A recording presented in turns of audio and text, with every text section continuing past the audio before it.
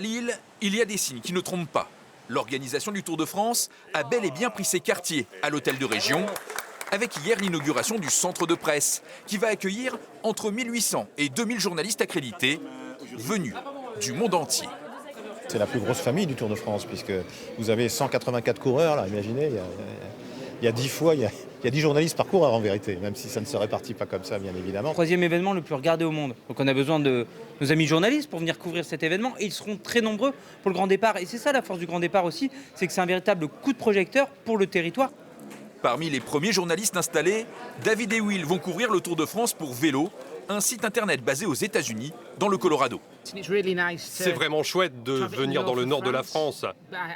J'habite moi-même en France, mais cette région a un grand patrimoine cycliste à cause du Paris-Roubaix.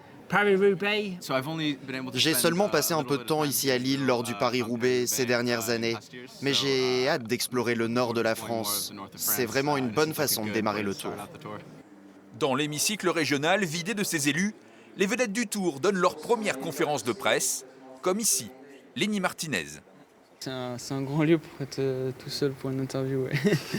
Mais l'hémicycle va vite se remplir avec une centaine d'enfants, tous passionnés de vélo, qui vont pouvoir interroger Julien Alaphilippe et 3 autres Français du peloton. Les questions, visiblement, ne manquent pas. Pour vous, quelle sera l'étape la plus dure? À quel âge vous avez fait votre premier Tour de France? Qu'est-ce que ça fait d'être célèbre? Célèbre, c'est un grand mot, parce que souvent on est reconnu par nos casques, nos lunettes, notre tenue de vélo. Donc en civil, on est moins reconnu.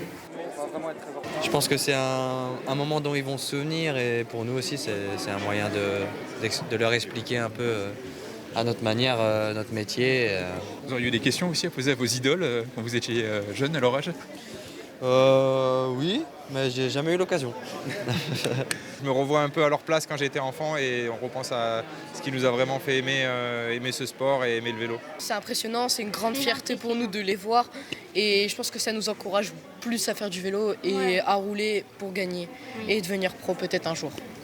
Le Tour de France n'a pas encore commencé, mais il y a déjà des étoiles plein les yeux.